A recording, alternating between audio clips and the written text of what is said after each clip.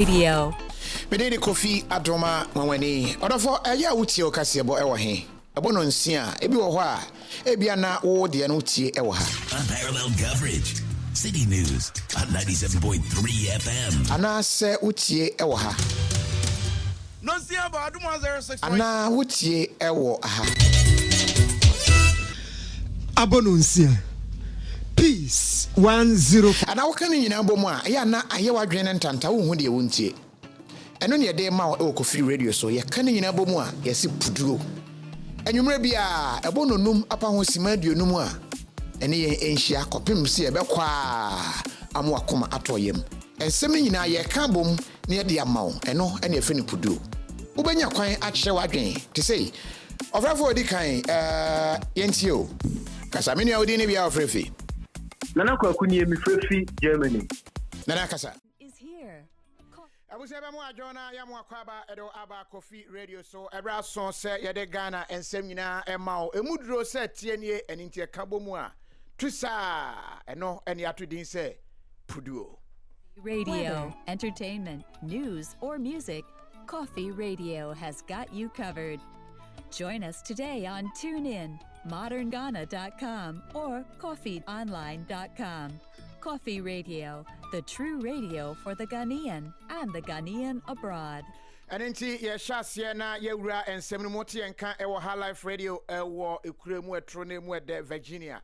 Sanso na oti enka ewo Golden Radio ewo Worcester. Oti enka ewo GM Radio ewo UK. And afi other affiliates a wo nyina afa pudue ebi. Na nyume nsem ade bro no doso pa se tie ne midi KOFI adoma wanwani asamba kwa ewo mu na unhu se wonsrew se wonsu se den ena abo yebedi ho enkomo pa. Asenfo so mpatamu na woba na wokunu etie na bema no yese otwa bi pa du ba bia no wahye aguso nti wono de nkran yanko betena bubu ahye yese obuhye na wono na watu anamo bi a kyese nipa wo mpatamu ho nyina no ente a eba kyese obi abu afu pa bema no ekotwa kakra na otwa bi a obeduru fie no na wakan kye ne yire se ankonhwe na wonye aduane mfansi ne ho nti wo ma na bode so no ampema Ampesi bi emfama no na wontumi enjai woba ya woba no anu aduane no mom woba no yonko bia no emo fine wati bia bre nti woba no akwatene no ho anu obedie acha se wan no na Ampesi na ama no be ma no bu afu amwode posin bi ade agum abra no woba no asore kɔ horo ne nsaba ama acha se ho nsɛm ayi deja ye de wo mo kɔ kɔɔto woba no so osre yemfa ne kunu bɔ ne nkyɛna no wabo yebego akɔhwɛ afran plains empatamu ho nso enen so adionkofo miensa wo mu akɔpɛ aduane bi adi no wo mu di wiye no emu mienu agu yɛkɔhwɛ mu a yɛse fish a wo mu wiye no na ɛyɛ the poison ewo mu ebi CID fire press conference ne nam 1 ne state sabre wo mu de update aba enu achi no ameswali a akɔba sabre yekum no nso no nipa ya kye wo mu ebi no wo mu de report aba but monitoring from the other platforms no ene beto dwa ewo City News say nsɛm a CID 42 dwa no entro bi ewo biebi yebetie said the radio stations awodo ni nyina no report ye ne angles a wo mo ede ebaye aban so de nhyehyɛ aba say efiri mebo so de edikan mo obia emfa excavator ensi o my Ghana mu bio ya bra ebi say excavator ene di to galamsey a ese o my Ghana nsase no wo mo ya akwan contractor fo bu afu say excavator wo mo so de ye adwuma asemi sen ene ye gye no afa ensem no do so anwumre pa bebre ene akane nyina bomu men's gold adwuma yefo ene wo mu sika akoka na mo aho ene wo mu atia gumonten aye kyere a wo mbu afu pa asante mantem nso no woni se su companies yi ebi wo ho a wo mu nso sika akoka first allied wo mu so yese ne wo mu so bete atua aposifo se emprema mo nye kyere nenso wo mu nsem no wo mu ato bi apeti a bebo bi na afi watumi etie we ni nsem awudo pi ene akane nyina bomu a ye de ema wo se puduo de ye ne ye monitor Adom News ni a monitor Peace News ni a monitor Joy News ni a monitor City FM News enam se wontumi nye nyina enti no ye ne nyina na ya ma report no said ye nwensia wo mu report stories ahodo ni nyina na aboa am watumi appreciate nsem a ekoso ewo my Ghana mu ye sha ase na ye free ye poison eho ensemi enra na asem no sha ase den so enra enam live a de bre mu ntiantwa fa puduo no ama but enra ene beto odwa se asemfo su empatamu ho woba no okunu a wo mo aware a wo mo te be ma no yese wono ne nsa no chese GBC for president no Glasses and Bottles Church in America GBC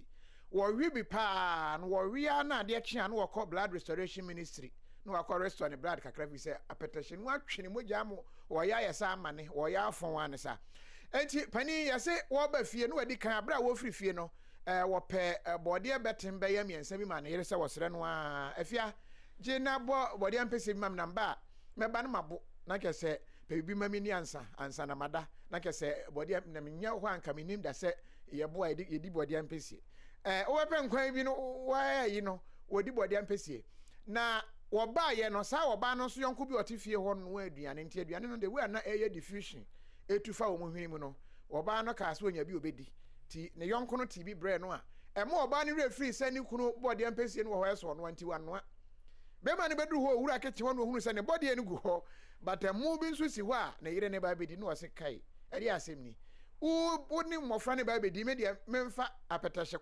aba manusi memfa nkonkoda na mengu no wo hwe kitchen ho na no wo poison bi wo ho mo de gugu wo mo garden mfudi e wo so no wo hwe poison ni bi e de gu mo no so se ya no de gu so no na nso abunti toa no e gifri ne nsa e boy mo no e to fom oba no bi sa de be hwe ya na kese wo de poison afrew ama bottle no nyame e chade ne se to fom kunguro a ani ba ho nya sa de anka o wo ku oba na ku ma ne mofra ne nyina aka ho ene ya de wo mu kokoto a oba ne se wo sre police fo wonfa ne kunu bo ne nche no na ne kunu no wo bo a e ya na dwen nya adwuma nti wagidi se e wom se na nkopese okun wo mo de den so na adwen na enya adwuma ene ma ade ete saa esiye asembe ni yentie police mfo mpanimfo nche mu o mo chese ne e ko wie court no oba ne be chire mu ni problem is ni kunu onumisa na obodam nti nisa wa no mu abodam na nti na ko yesa de nti mi jano ase mi ne ni tumi jano ndi ne kokko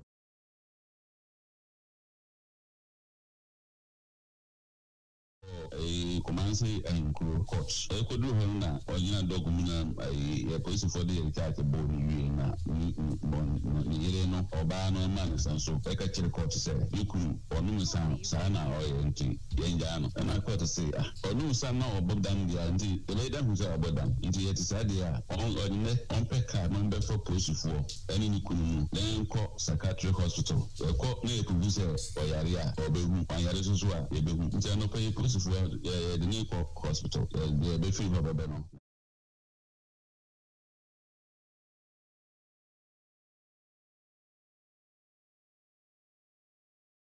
we say na ekwakwates no nje mama ni say on pay card for police for no on go bear all the costs involved in testing results in bana na kwese ni kunni ya anyi na kwazo a answer so offense wo ho ese ba yesu de baba no asam no ayere pa we e monitor ye e wo peace enwumre no nsia kase boy emu na enum a na be ma na be twede ntia wo yesa wo se poison ne de mu obia nkase obi na eye mistake wono ano de gu aduane num se nko oku oba no eku wo mu obi obedi mu ni bibia wo mu de bisa ne sa dan ene wo se o enya bibia o na wo ya seme mambo na maba fie se mbe pe kakra de atwamanum akwakoda pe bi ma mini ansa na mada nyesa nketenkete echimia mewo na wa mpa aduane ama me se wo yonko abre wa aduane nti wanu aduane ama me dia menya abone bia yentie be ma no nchie mu de yentie a wo de poison no ema yen abra na enwumre peace news wo mo eche ensem no emu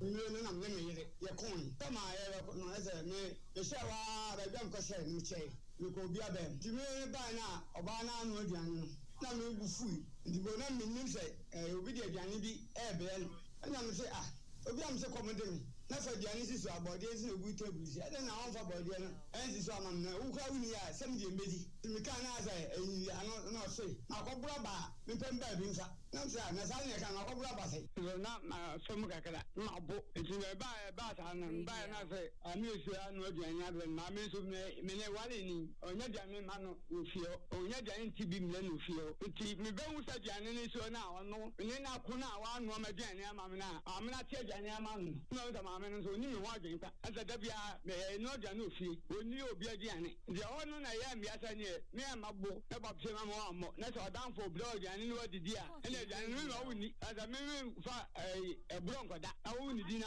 so me enti na me di aduro no ko gu aduane ni mu e di rechi woni nu onwu onu nu buofu ni buofu no na me so be say na me na hoti na am so mbufu I mean, so why would you me the amabu? The table, I say, the uneasy table, I say, a miracle, phone, a son, no, I'm going to be a so, hey, the man as I wear the man, Mr. So I'm a man, me one more than my man, Nidia, Methodia, no mouse who need, and then Mamsa, Media, I don't know, I can't, and did it, me Metacoma would also do. Asem no se edu hani ebie phone lines na wo de wadwenkyere bi wo ho a na wo de aba se ono ankasa se nokre se obema na da komo awudie wo nso saa ebe ya fa saa kwan na nso so na wo nso mem poison wo na wo nso wubi asem no aye something which is there but straight away yemma ensem no ankasa headlines no said the abra na radio stations no ebe share news na se no na M11 appreciate all the stories stations no cover. First of all City FM one more headlines enumere say enana 117 no etie from Edunyame and the informant that who has been helping us went to Kotobabi police station and informed somebody who had arrested somebody in the course of their patrols and was at Kotobabi police station that they had identified somebody who fitted the description of one of the suspects in Swale's murder case. Since day one, they have asked us to cooperate with them. They are doing their own investigation. We are also doing our own investigation. On the 17th of March, we had a tip-off that people are around at a place at Newtown called Apollo Park. The police even mentioned Wembley Park. It's not Wembley Park. That we went there to arrest the person ourselves. Conflicting accounts emerging from the Criminal Investigations Department CID of the Ghana Police Service and the family of the late Ahmed Swale over the arrest of the suspected murderers of the Tiger IPI investigator who is telling the truth. The debate is here on Eyewitness News. Also coming up, despair for customers of Men's Gold as Securities and Exchange Commission says no money is coming to them anytime soon. And later on Eyewitness News, the disturbing pictures of how teachers in some parts of the country resort to writing examination questions on blackboards for pupils due to a ban on the charging of printing fees. Stay with 97.3 CTFM for more on this and many more stories on Eyewitness News. And anyway, City FM, 117 and headlines no. And Utie said ye etie no. You be move on straight. Na yakwa kwetie Adom FM headlines. Said ye Adom enso ede ensem no etuja. Na yentie Adom FM ensemwa womode tuja enyumre. Bro, the demo akotene ebini so afo hwe ho ne ensem so de atudwa. Se Ghana for mon kama komanto yem san se mfidi a ye ho adwuma no aka se ne ne akwakɔhwɛ ahwɛ kura ne fo edumienu no enso na nkane anaba na no na PURC fa kyerɛ se kyena bedu na dum so ho a omde mu hia se yenye dum so timetable akyerɛkyerɛ for memu na de won se guoti a wosu se ebre bi atwam titibre mu no nanka wo ba betro exams ana se nkore be exams ye pam nkora ne nyina kogu abontene atro blackboard no so na fe questions ahodo no ye de agusu amomo enso enei sade ya sa ba ne nyina sa ban se mo mu ntwe PTA na fa me ko ni honti ahokyera ba papa ne akɔ school ahodo no bia te se de ekoso na areho na efuasa dalan children park no na abusuafo de hia ne maame efuasa dalan kyerɛ se the way park no so aye fi pa no o ma metia se no di ne ho nipa it is o man hwe ye nsiesie ho no mo a wo mbe yi ma me ni dia fi park no so ye firi ho no mo a ne ye ko be mra hye bedwa fie kan ni trade fair pani anu ohwe so ye se papa no ene mo de ne nsa keka pa ni sika kame ye sa fa de nsa se na no ohye nti wato nsa frɛ no a emu nsam ye de brɛ mo na abrantie Mugabe Masia wakoka se nkrofo bi threaten se Manase awini wombe kunu no impossive what one no a wose ahomone nde hye ne ma na no okeka kasansem ashalaja amanfo ho no so esre IGP so mo sre no ada se de langard fo si di o mani won potem wo baka se pani ni kuremu Securities and exchange. And some no and what ye Adom FM stories no headlines no when boa Emma who stories am station be to cover stories ni nyina no ma utumi fele gab no na watumi appreciate the course of Ghana nyina na yasan ama behind other stories and so and nti we Adom FM headlines wo mo de to dwa yemfa Peace FM headlines na afi yen zoom in and share specifics ni piece de no crowd e kan jampo a story no baako e behwe other stories no na afi yetumi ama wahunu nti yenko Peace FM ene nsemo a wo mo de to dwa wo mo headlines di Securities and Exchange Commission HRSA omo de mragu akwamu pa toto ne manya de ombetra se ama obi abawia Ghana fosika de adwane biu na sabre ya dumso ase ababie mu no ena Ghana yebusa sensunsan so be na anya ye bekọ miamia bi ne yedi ho nkomo CID4 HRSA ema na yira otakrade no won ma hunu ba bi omo wo nenu na enam so ama ema na busuafo so mbeso omo hu omo pa eti police for ema omo ho nye ha aban krachi pani oda elembelemensi na no kwasi bonzu HRSA so boya ne party for de abono no enye no kre Ghana bansi excavators ye kre from no ne eba no every May 1 ekono ye de so atoso na ora bia kwa akori petesi ya o wo wiwie wa famu ato anan mo nse do ma police force we di mo ohwere petesi de se nkofo we ne da oba afia dowa wono a emu ma ne kunu na ne kunu se na nka bode na mepe bode Ampesi na be ma no poison no ye de be ma no kogina court o se munya me kunu ema me kunu enwune no KOFI Radio wasem ya na yese nipa mienu bi akọwe nsuo mu nam bi ewo kwawu Afram Plains na enu achi no edi owo ena enam Chief Executive Officer Makonfano Teaching Hospital Dr. Oheneba Danso say ayarasabia no wo mu hia mo api ensam no bi eka ho ne atrase anwumre ye de ne nkyire mu ebre mu yi na ye ne amoti enka kenkan mu yi eyeme nana ya kese mene akosia ago abowaje and stories anwumre Peace FM ede etudwa ne headlines na utie bi no but on joy nana do danko akufu ado asensi bi o se vigilantism anase emrante kintra wa behwe na wo mu abatia kantikanti efro mu asantemantam se budofo a parties ahodo ede wo mu ye adwuma no wo se wawe nyinam so se kwan bia so obegu no na ene Peace Council atwekrata da koma NDC amanyuku na NDC agya atomu akire se date a wode ema ye no wo mo age eri atom ba de ntie na nado wo kire se koba ne se amanyuku awdo ya mpene so kora no a wonde obehwe na wagu no we ye nsem wode to dwa ene as monitored e wo Joy FM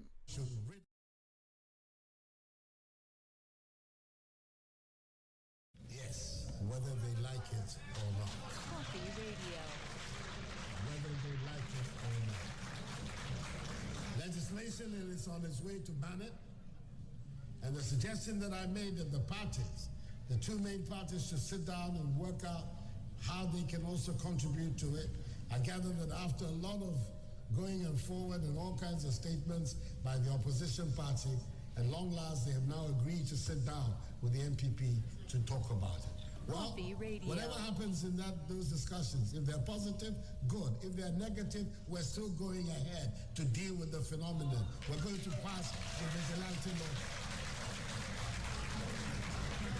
And enti na do dan kwa kufuado on Joy FM nchemu no na no na NPP mabunu bi kuo bi wo mu aye from Kanda ha boys wo nso ka saa wo mu aye titrase mi ho wo nso wo sa na do wo mu nya adwuma ye nti na mo ye saa de no wo mo adwuma nya no wo mu nya ye wo mo adwuma ye pe wo mu ni problem wo mbe jai saa de no mo ye Some president was in Tamale and she called the Kanda group in meet us and asked us that I know you people have suffered for the party to come to power.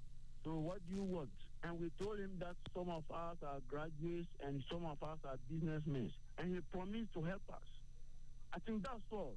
We didn't meet him again. He didn't tell us that I'll give you 10,000, I'll give you 5,000, I'll give you 50,000, I'll give you 1 million Ghana cedis. He didn't tell us that.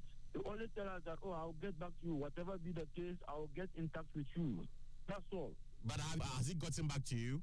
No. You know, as we are speaking now, KOFI Radio in the country. If you help, we don't have a problem with helping us. Anenti erantie no womo se guo ne de wombegu no na etumi aboa. But yen share quickly.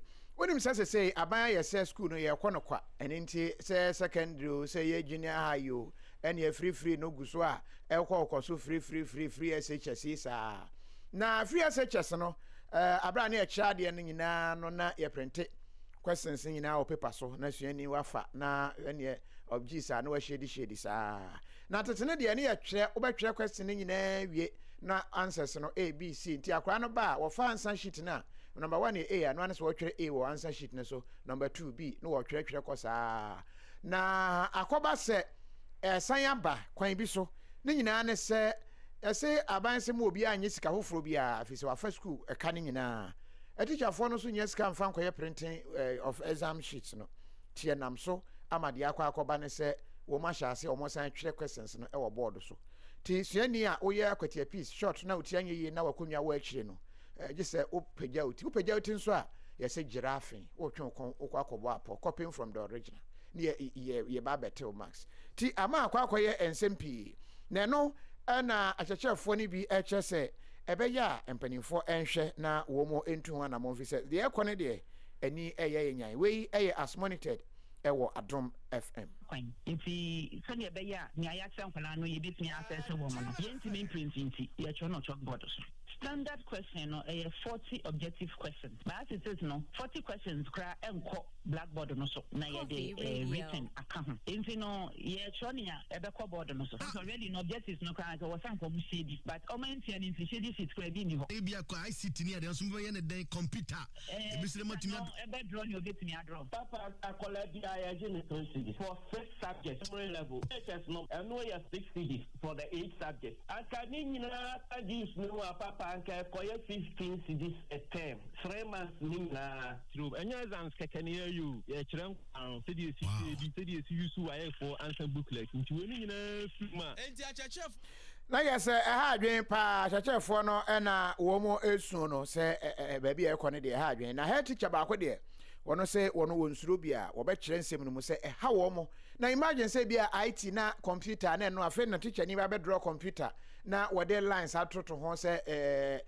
what is the name of this part na mouse na teacher ba be draw mouse ni nyina a waste of time. If you Ghana, you politics and free education ever say. Could you imagine mock papers say the buy no? You could print present picture they are to say man kwala mock. Yeah, one children you can picture can or about mock exams. This is the first time on question paper present picture bottle. Teachers are not happy about this government. The education, the pressure on the education is too much. Just say when they talk anything, the government don't want to listen. Look at the issue of arrears. Up to now, the arrears they promised to pay us. We went on strike, or we call it all strike. But we are everything, not single arrears left. The XY regime, they pay.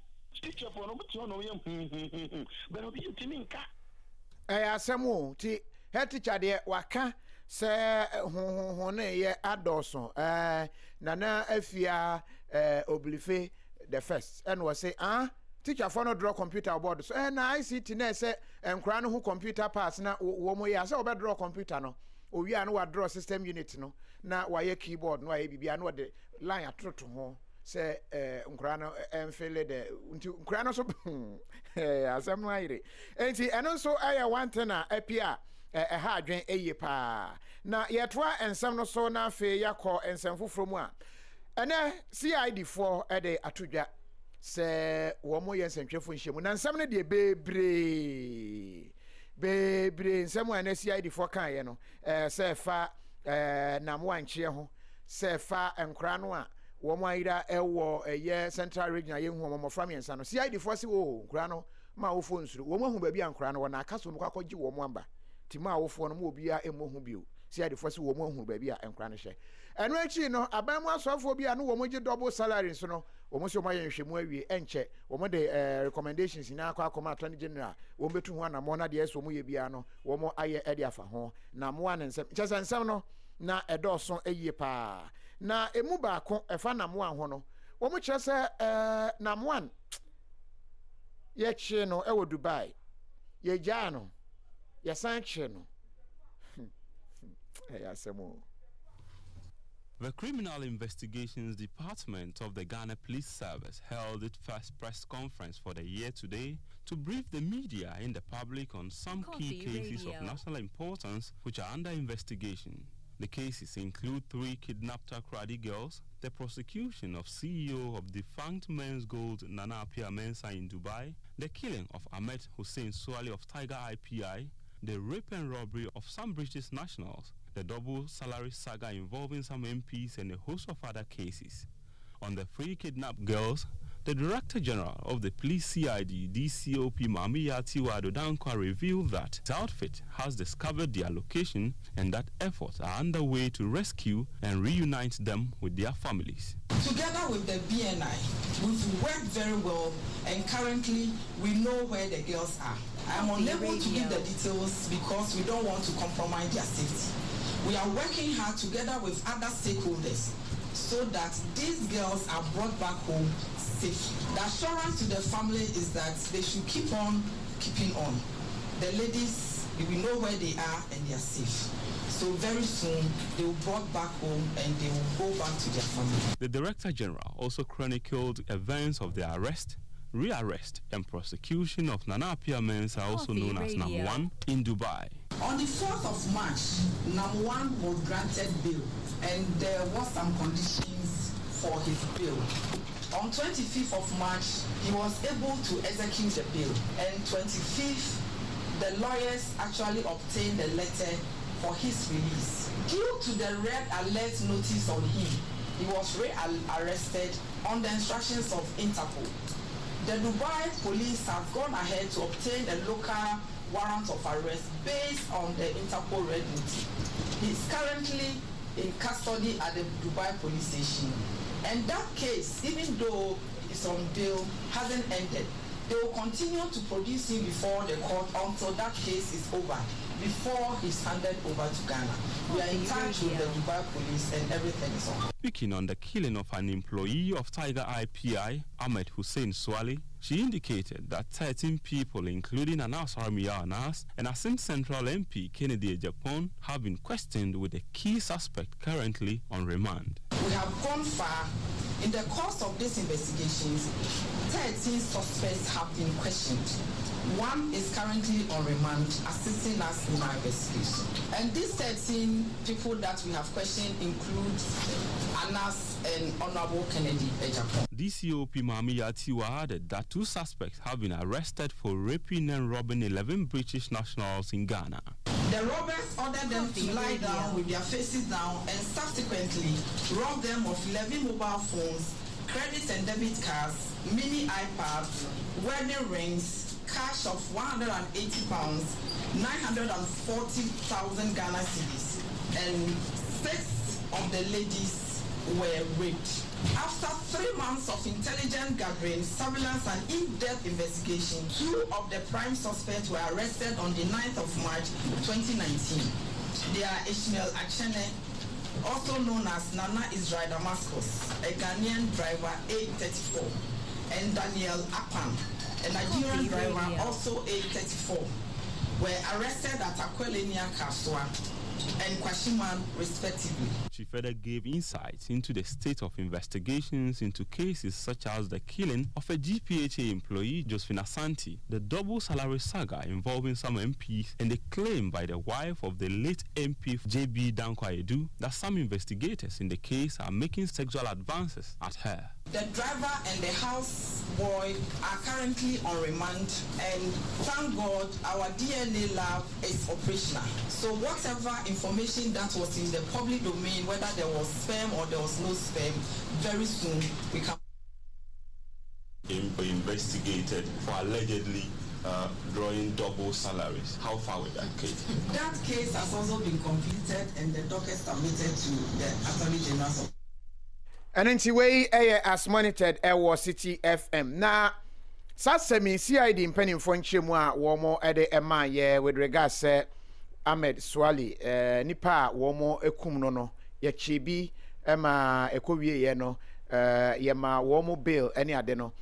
Utien Chemua Eba Yenoa, Yama mean Chemua, what they Emma ye, and say Yentie nchemu ma ye specifically yentie abusuafo so nchemu a omode ma se CID for aid intro e was asemi ho we ye the monitor ye e was City FM so anwumre wo mo no nsia kase bo emu CID pani mameti wa echemu ne chie ene jaya wo mo eja ne se de tie nenso abusua kire se CID for boa. We have gone far. In the course of these investigations, 13 suspects have been questioned. One is currently on remand, assisting us in our investigation. And these 13 people that we have questioned include Anas and Honorable Kennedy Ejapon. Other leads are being followed. But let me use this opportunity to clarify something that is going around in the airwaves. That one of the main suspects in this case was arrested and granted bail by the Kotobabi police. What actually happened was that on the 20th of March, one of the informants who has been helping us went to Kotobabi police station and informed somebody who had arrested somebody in the course of their patrols and was at Kotobabi police station that he had identified somebody who fitted the description of one of the suspects in Swale's murder case. So whilst this policeman was engaging with the informant, he had a call from the pub, Wembley pub near Kotobabi, that the guy who was identified was about to leave the scene. So this policeman right to the pub called the patrol team that was somewhere else to come and assist. He also met another policeman who was on duty and they entered the pub. When they got there, they actually arrested this person and he started struggling with the policeman. Still waiting for the patrol team to arrive. Instead of the public, those who were at the pub coming to the aid of the policeman, they rather went to the aid of the person.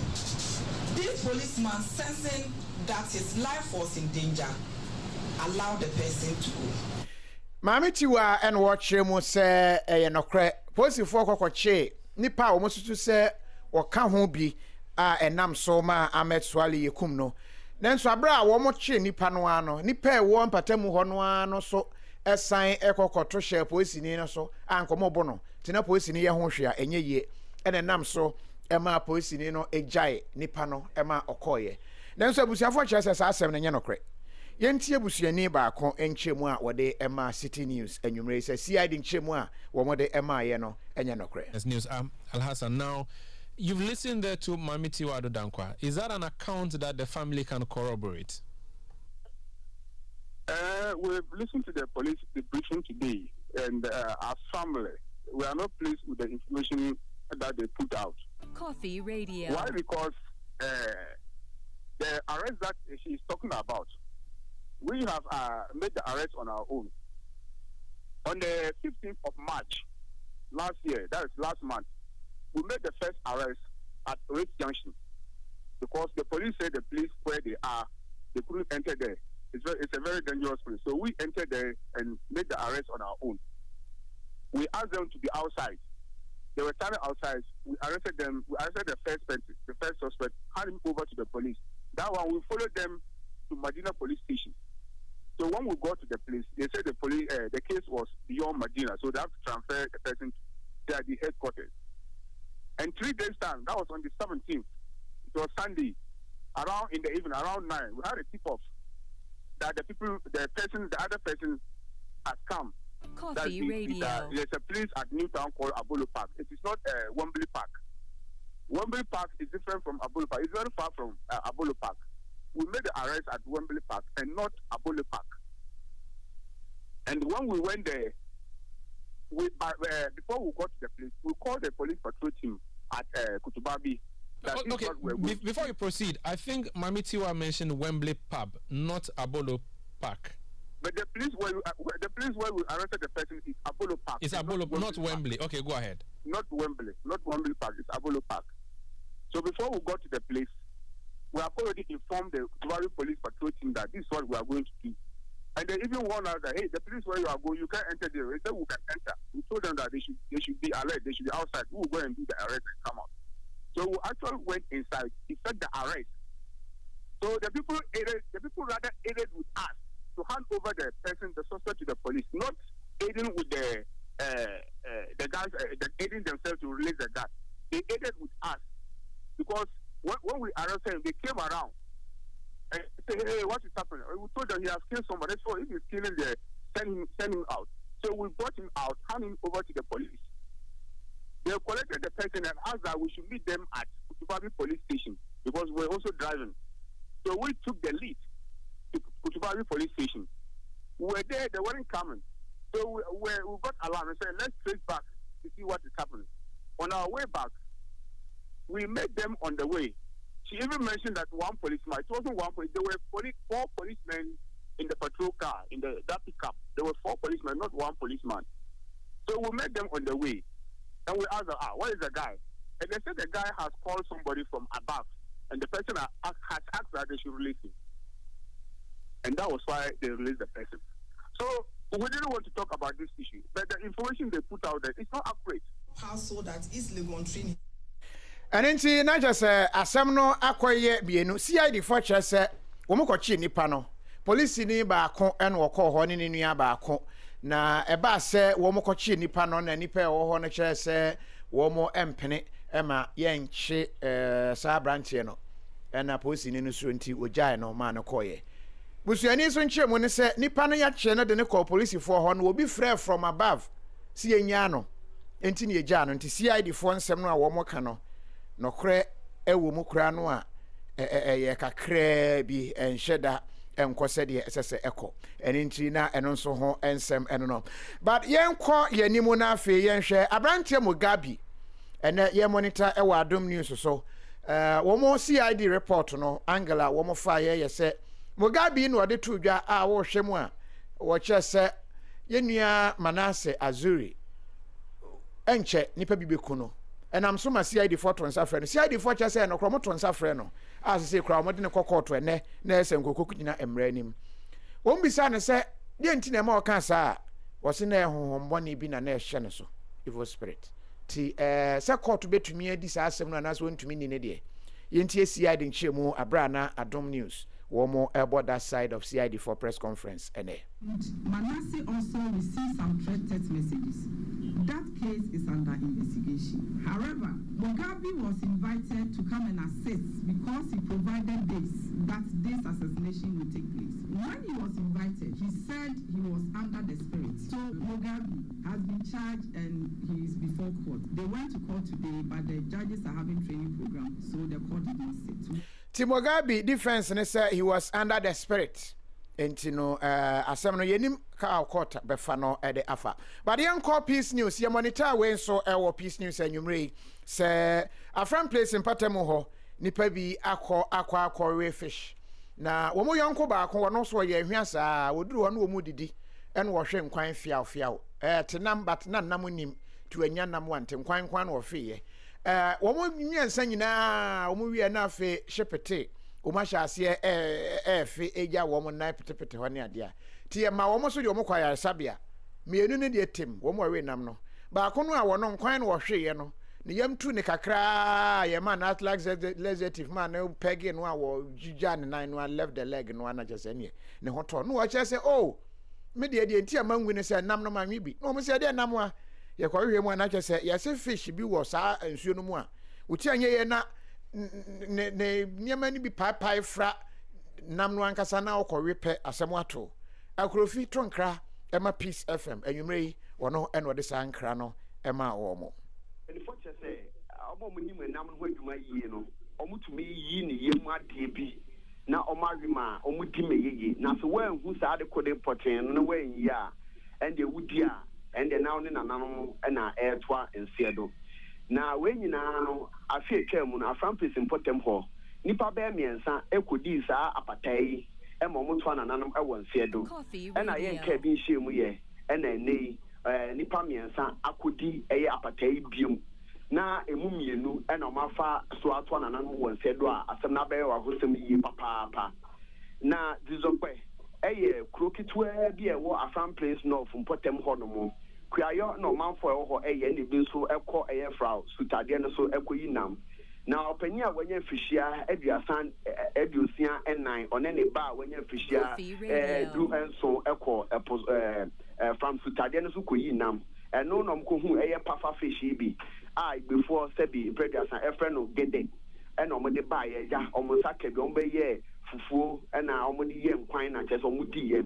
Now, Penny Bakwa, on when you fishia, Edu 9, or no, the on quine be when if I win and quine or cotoye, and on numbi.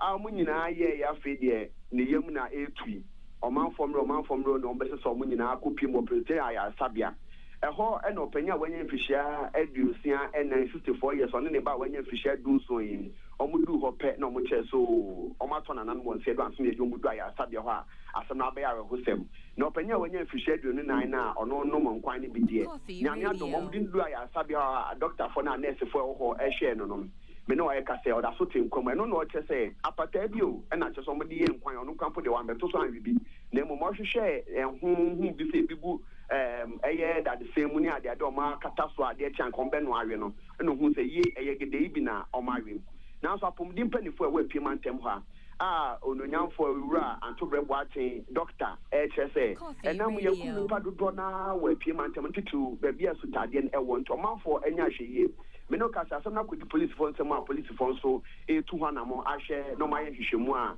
a we sefate bia enumode ene de beba no enambone a wo mo akwakowe ama ede eho ensem aba ebi ena utie no yetoa ensem no so a first allied ho na wo mo ade sika koto afre na wo mo esu se na sika na kosen ase we de yentew aban kan ho hwe ene asante mantem wo mo yese anka wo mo ye chie kakra poso mo kakra nanso police fa mo kwan Adom News ene enhira kabo mu no e wo crossover so yenua awuku enchi reporter wode efri ho e ba yentie mseni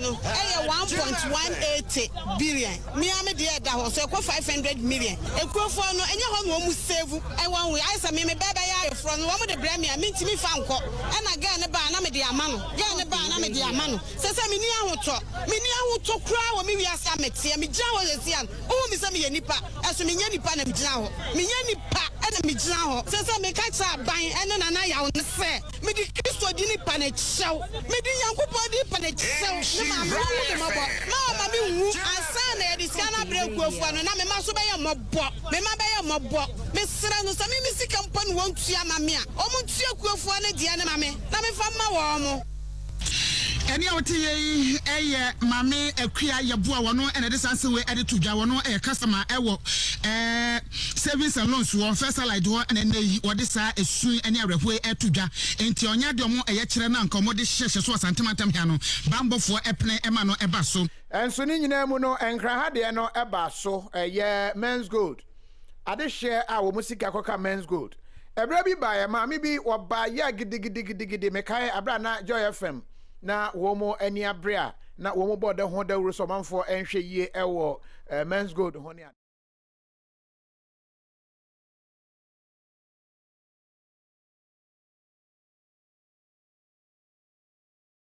mami we nyona na no odi matam sa de ne report say mo bia mfa ni sika nto men's gold ne ade no ti ba me no ho sheda twene ne no special ai ne Joy News womo eboye yentie mami no ne nsem a worker previously a defender now wakwaya victim osu a wonhuru de onye ne ho na men's gold asem ye beka ho de sister me ne me maye da kom me ma mienu na davasi o mo jai o mo tisie say me nya adwuma atom ya sresre me sofo ne yere ene hwe me sofo ene ne yere ene hwe me enti de me kan se na nado on hwe ni yi just make us say yoko for office ena ene womo ekọ de mu no na womo toa so womo kire se womo nya nwie yo wom bekwa kopem so wombe hunu sa afa de womo akoma ato mo yam aban atu anamo aye de eso ye bia e de aman te sa de a de mu no wom bekoso aye atoa so a kopem se womo ebo ebetumi ato womo eyam ewo ho ye ba be wie kra na Efa Sutherland Park eye bia bia emofra kokodi agro ye maame abrewa sabri baby obi anya memfa ne kransie no so de wosi do emofranti ye de ne din eto ho na se wuduru ho a enade ho ankra ni di so agoro nyina akwa ese scrap eso paint nyina popo ama chese not abusiafo chese say na aban hwa no paint wo no ma ho anya fede a maame efu Sutherland wo munyine din fa free park no so fi said they akwa ne de they no happy too much wo mugu maame nani mas obi akwa wa na efu Sutherland park ayatan yo na ayatan yo maame di ninda so omu ba no wo mo nya ne ntem ma ho nya fa ene wo mu nyini din no efan free so we Adom News na wo mo edisa report yi eba anwumre let a faster than nana I want also the day aba Sutherland adi KOFI Radio oni na be ma kwadwo mensa abrampa awo Adom News room KMB edi nkombo no wotem tirese no kwasem omo ye highly amazingly disappointed papa ewo ekwanya mpanifo afa so man neglect facility num wase facility wanya facility asase ya neglect omo mani nko no munya ne yie na no kra de wo kan se omo ye nhyehyɛ kra so omo nana no on ba be yi ne din de free park ne so nyama na wozizago wo ho no se wa say dem na aya na oyemayim hyehyɛ bi osande enim se wobotum we pra so I'm sure most are want to maintain a Yaman was Zago. Iprana zino into I am a mutual man, America who send them mina no bray and son unya, the master knows this you knows I yet, damn children's park na mamma farman. So I am mutual moya mara who day a banbian beya while way too much to name you ash a CC hoa mamma farman. I abana waban ye and you young kitan.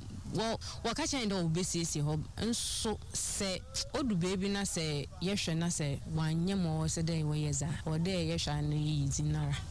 And in na yeah, the ABC and no, be a baby phone lines no ede about what Ghana and 7 as covered. And you may ever news no when ya bre and me and tien in I out here back.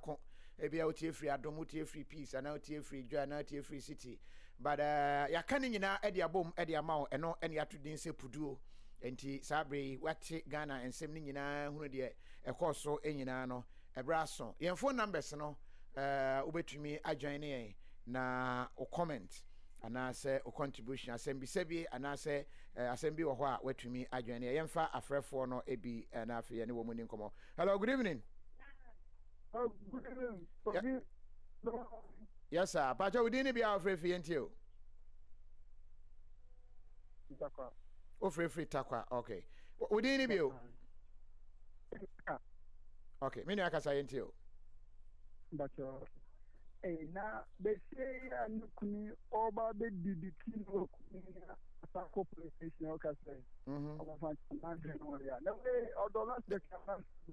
Or don't it be to me, Bassel? Say, or should I say the Bema no Cotumua? No, or any day in the BBS and Bebono.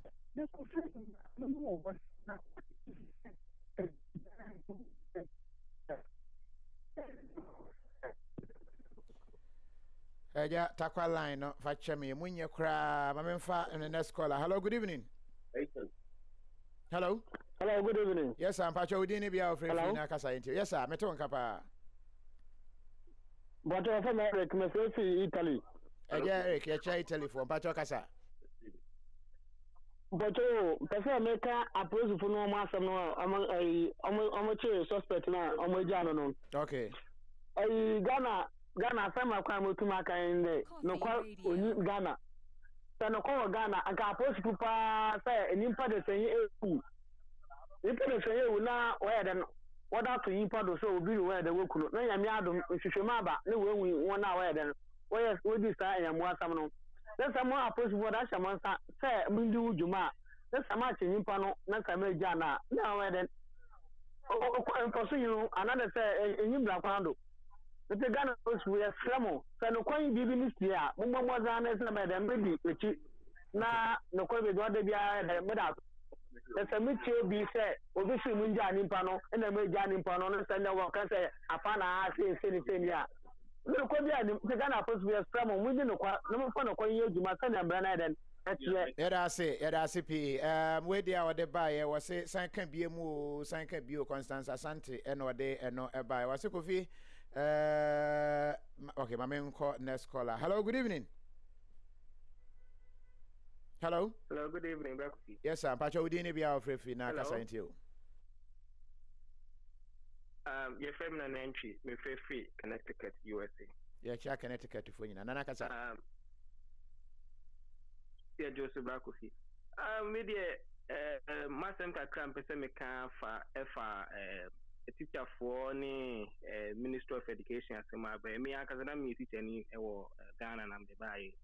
Now, who is in Susia, I buy any teacher for a and shed that ends where the bracer. In your answer, I call it a kind of fun, which I had no teacher for any be a horn so and name maybe over me and said that and to any swap apart. Nizan say, they will teach us maybe what to send prayer day or Wednesday worship near the Omuye. Sometimes the discuss if you crown ho. As I say, in combat media finance printing costume, say 2 cities name. 5 cities. Move to me at their finance be not half I can so so much. But here's the case somebody says carrying the idea. Me name as animal in a child and Amica. Animal says, can you bet me the idea? Near Yajika Crabby also. And to me, you say, almost nothing, no more necessary because black balls so I didn't cry the M1. Medasipi, sorry. Emfa, next caller. Hello, good evening. Hello. Yes, sir. Nyami Adumo, Bacho Udini be our friend. Yes, sir. Your friend was because of Manchester. All right. Oh, he never can say into you. The audio brain, the tearing now. Kofi, I think I come work on the one semi Luka. Bakufa, or is any now, a dear grow Kokuna. As a man who is the Paboniani, now Kofi, I never go with that. Papa, when I'm a man who says, we are so be bronze and what do you do at Papa? What is any down, but will be what you are bronze, huh? What you are no myself, and what you matter more local Gua you are. Kofi Mamus as I got a commissar for the Sabi, and say Muno Mudio. It will be real son what you do at Tama, Opa, Fubetia Bonapa. And I told you, Mugabe, dear. Ghana court, a jam Mugabe on. No, baby, are there fan of pa, dear, a bear dance over them. Baby, are there fan of. I said, you're kind of nay, and spirit be the near Juma. Mrs. Ghana court to Ja Mugabe, me and Casa. Maybe the Ghana court, Quebec court. Kofi Mugabe near in the walk room. Okay. No, here tomorrow, your friends, a Damo review. Fine. If you have one, we must have a generous. Generous, Moduma, the atom did. Mugabe did the atom in atom. What you know, so a 10 year multi African as one. Who feel more, I haven't. Who feel what I say. Ghana did never once a free D and paying for the atom. Everywhere, you better be a man. It is somewhere about it, Kofi. Mr. Mugabe, say Ghana court to Jara, Mr. Video was Manchester. Miami don't make court. Because matter, as some one dance here, and the two put to a moody penny. And if I'm a Kupano as a more, media be so can a Rwanda, a quay say. What do you say? Mugabe, Kovian and Monitamo, Kovian Money, Cresabi dancers at the end of Kupo Diamawa, or my job, for Ghana, yes, more million. Tell me, who can't run there. Have your money bank Mugabe. Who club back now, and would one bet now cry a small red to Sua. But to be drew at them the day, now the Jim comfort them now, we say, what is it? Nana, Yan, and I don't know. What did not them? You audio all over the world will be our audio. What did the Jim pay for not? I don't know. Ghana for Mugabe. Mother, Mugabe, president of Zimbabwe, and a crown, or move on in the Biara. It is someone, Bo, the President Mahamo and an Kufuago or Bianin Ufim. Them Rani Bonini because the Anian is at a Kofi Tembiano or be a better to do Biata. One I did about what Yasa Yenetia. Yena evangelists are there, Ekapa, Yena, Sadia Obi, will be better tools on what they would Nimasi. What I say, Papa would do also be batem. When I go to over breaching what I was Kofi and by voice of Pokun and Yanku. Oh, what happened to you, sir? The people in the father, the judge, omu jani dia ye le do mo kokko medasi pi o cha say ja Mugabe ono a be lead no dey akokot Josephine okay Josephine awale say spirit of bobole bobo na ojidi se na achi Mugabe na bobole bobo pa dey mean him spirit no. Hello, good evening. Hello, good evening. Caller, Pacho, menti your radio no so your phone no so. Pacho, we didn't be afraid for nakasa into you. Pacho, we kasa free Italy. Na Pacho from Mr. Frempong. Eja Frempong kasa into. Aso kasa mo kan eye enkolada ya chi omo mensa no. But say mami no say omo go be enkola no. Na that now omo timi go je enkola no omo ba. Ana go fi the to be no wa ba bu cheda.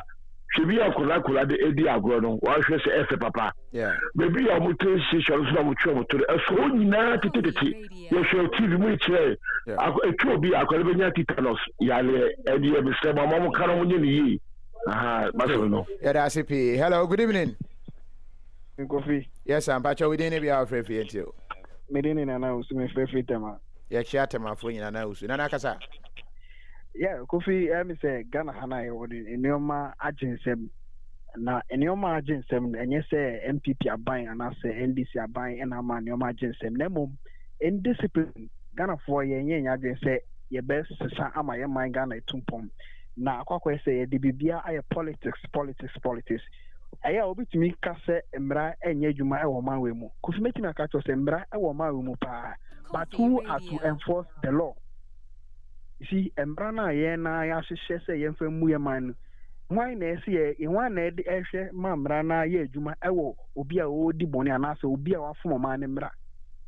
E na ye nyina ye to na ye hwe e na obi aka we ba NDC we ba MPP we ba NDC we ba MPP Kofi enya de my Ghana ebetimi akwa no because ye mu bi no ye tu kwan akwa brochira mo no ne akohwe de ekoso ho no but udru ye man mu a oba na be ka ye say oye tu no e na wakọ no but ye memo a yebetimi aye ni ye ni atena ase ni meju wa menti ase o hwe ene radio o hwe ye radio station ni ye TV station sa eni o mekoso won se be ni o ma basa e mo o my Ghana entumpo obi a so ya o se me journalist na obetena radio so na o kan odi atemo ye de ope DJ ene hwe se nipa ye na betena radio so ye qualify even competent to speak on radio say as a journalist and as a but it's me Jano Biabeka and one say baby microphone is many panoka and that has been the style of journalism in this country.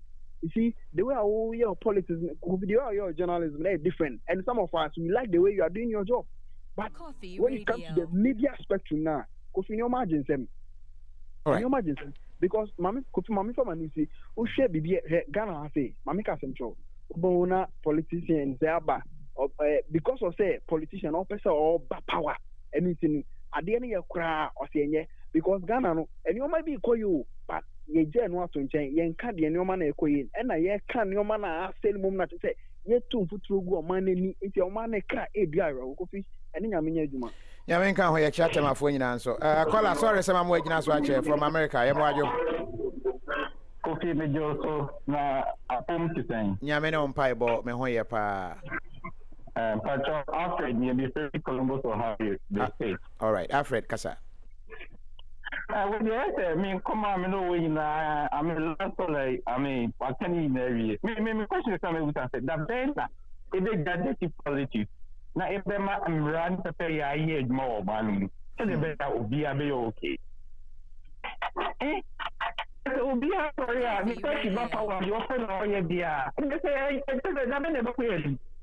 We just can't mention it. Mugabe, no matter what the situation is, won't me from past spiritualism and cocoa and cafe. Now I was being for. Hello. Yeah, hello. What to do with you? No matter what the situation is, in Ghana, no. Hello. Oh, hello. Yeah, turn Kakasa.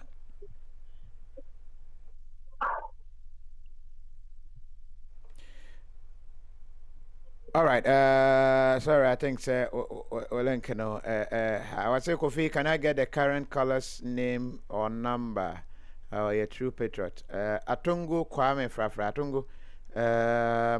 so share or no be chat na or the number na ma me ni sa kwan no say me de callers numbers ebema I think you better first get some few calls and then akoya nim kakra chen ye normal time I do. Hello, good evening.